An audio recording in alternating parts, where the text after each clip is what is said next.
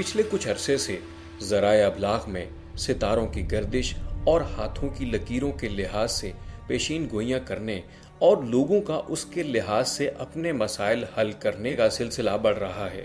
اسی طرح عام خواتین مخالفین پر حملہ کرنے یا ان کے حملے سے بچنے کے لیے جادو ٹونے میں بڑے وسیع پیمانے میں ملوث ہیں۔ انبیاء کرام اور ان کے ساتھی بھی بہت بڑی بڑی مشکلات سے دوچار رہے، حتیٰ کہ مخالفین نے ان کو جان سے مار ڈالنے کی بھی کوششیں کی، مگر ان ہستیوں نے مشکل کشائی کے لیے مافوق الاسباب مدد حاصل کرنے کے لیے سب سے پہلے صرف اللہ ہی کو پکارا اور پھر اسباب کے تحت مختلف طریقے اختیار کیے۔ انہوں نے حکمت و دانائی پر مبنی مذاکرات کیے، منصوبہ بندی کی، ہجرت کی، فوج بنائی اور تیروں اور تلواروں کی مدد سے جنگیں کی۔ لیکن سوال یہ پیدا ہوتا ہے کہ پھر ان ہستیوں کو ماننے والے مشکلات میں وہ راہ کیوں اختیار کرتے ہیں جو انہیں توہمات کی طرف لے جاتی ہے۔ آج ہم دین و دانش میں اس پر غور کریں گے کہ دین ان معاملات کو کس نظر سے دیکھتا ہے اور مسائل کے حل کے لیے کیا راہ دکھاتا ہے۔ بسم اللہ الرحمن الرحیم۔ اللہ کے نام سے جو سراسر رحمت ہے، جس کی شفقت ہمیشہ ہمیشہ کے لیے۔ خواتین و حضرات، السلام علیکم۔ دین و دانش کے ایک اور پروگرام کے ساتھ آپ کی خدمت میں حاضر ہیں۔ آپ نے ہمارا پیکیج ملاحظہ فرمایا، آپ نے اس موضوع کو دیکھا۔ یہ ایک اہم موضوع ہے اس اعتبار سے کہ ہماری سوسائٹی میں اس زمانے میں اس کا چلن بہت بڑھ گیا ہے، اور اچھا ہوگا کہ ہم اس سے ریلیٹڈ ماہرین سے گفتگو کریں، دین کے علماء سے گفتگو کریں، اور اس فیلڈ کے بارے میں جس میں کچھ سوالات پیدا ہوتے ہیں، چاہے وہ ایسٹرالوجی ہو یا نیومرولوجی ہو یا کچھ اسپریچولزم ہو اور یا دین کے احکام ہو، اس بارے میں ان کے ماہرین سے ہم گفتگو کریں گے۔ لیکن اس سے پہلے میں چاہوں گا کہ آج کے جو اسٹوڈیوز میں ہمارے مہمان تشریف فرما ہیں ان کا آپ سے تعارف کرا دوں۔ میرے دائیں جانب تشریف فرما ہیں جناب بلال قطب صاحب۔ السلام علیکم۔ وعلیکم السلام حضور، بہت شکریہ آپ کے پروگرام میں شرکت کا۔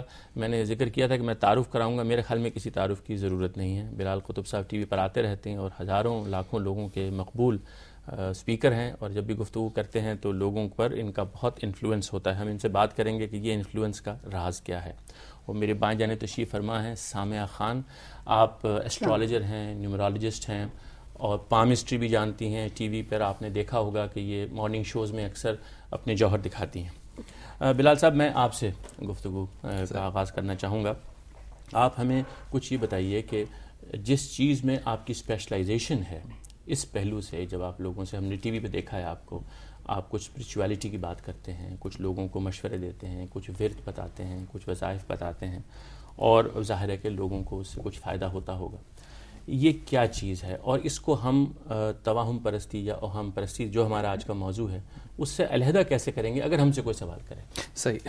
پہلی بات تو یہ کہ جو سارا پروسیس ہے جس میں کہ میں اپنے آپ کو ڈالتا ہوں، میرے خیال میں، میری دانش میں یہ بات جو ہے یہ 100% سائنٹیفک ہے۔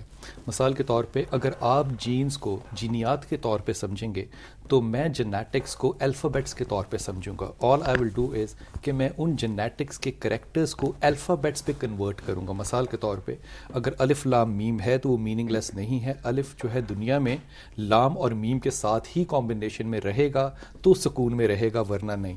اب یہ جو اس کی آگے کی انٹرپریٹیشن ہے کہ الف لام میم سکون میں رہے گا کہ نہیں، یہ بنیادی طور پہ ایک اسکالر کی اپنی انٹرپریٹیشن ہے، کیونکہ قرآن میں وہ لفظ اکٹھے ہیں تو زمانے میں وہ لفظ اکٹھے رہیں گے۔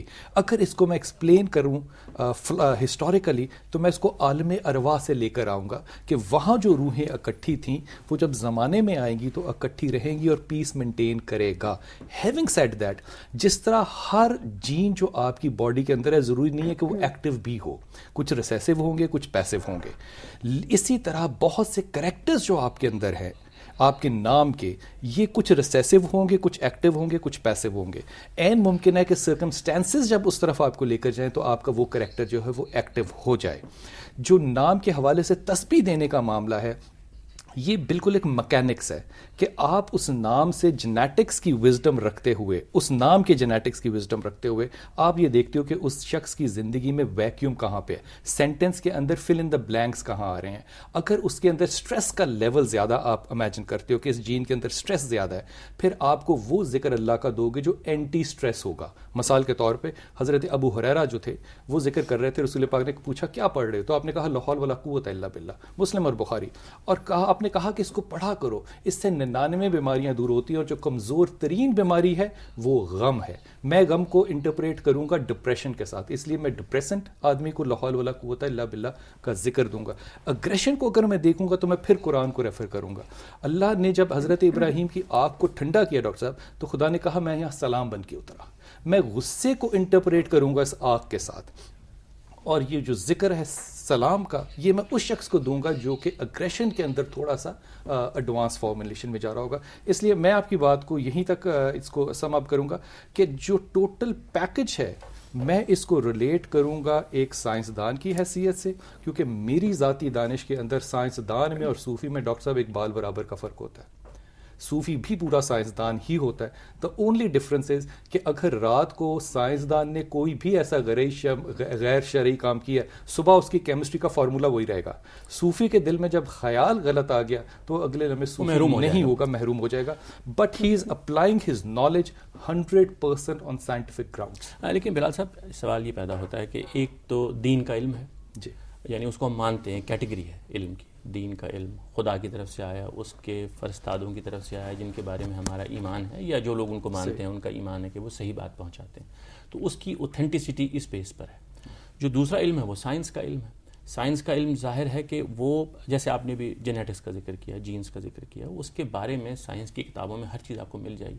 لیکن جب آپ جوڑتے ہیں اس علم کو دوسرے علم کے ساتھ، جیسے ابھی آپ نے کہا کہ الف لام میم جو ہے وہ اس کا الف اللام جو ہے وہ چونکہ قرآن میں جڑا ہوا ہے اس لیے وہ عالم ارواح میں، تو یہ بات تو نہ سائنس میں ہے نہ قرآن میں. جی درست. یہ اس بات کو میں تھوڑا سا ایکسپلین کروں. ہماری بنیادی طور پہ جو ریسرچ اینڈ ڈیولپمنٹ ساری ہوتی ہے نا ڈاکٹر صاحب، یہ ہوتی ہے پیورلی ایکڈیمیکل، جو کہ ہم ماضی میں سے نئے علوم کو نکالنے کے لیے آج کے کنٹمپریری ٹول کو استعمال کر رہے ہوتے ہیں. لیکن اگر آپ غور کریں کہ میرے خیال میں جو مجدد ہوگا اس نے ماضی کے علوم کو آگے نہیں لے کے جانا. اس کے اوپر ایک بڑی خوبصورت ایک صوفی نے بات کی. اس نے کہا وقت کا مجدد وہ ہے جو ماضی پہ قدم رکھتا ہو، حال میں کھڑا ہو اور مستقبل کے لیے اشارے دے کے جاتا ہو. یہ ریسرچ اینڈ ڈیولپمنٹ جو ہے یہ بنیادی طور پہ اگر میں لفظوں میں اس کو ایکسپلین کروں تو let me put it like this کہ اگر ایک شخص سوائے خیال خدا کے اور کوئی خیال اپنے خیال میں رکھتا ہی نہیں ہے تو اس کے ذہن میں جو بھی خیال آئے گا آپ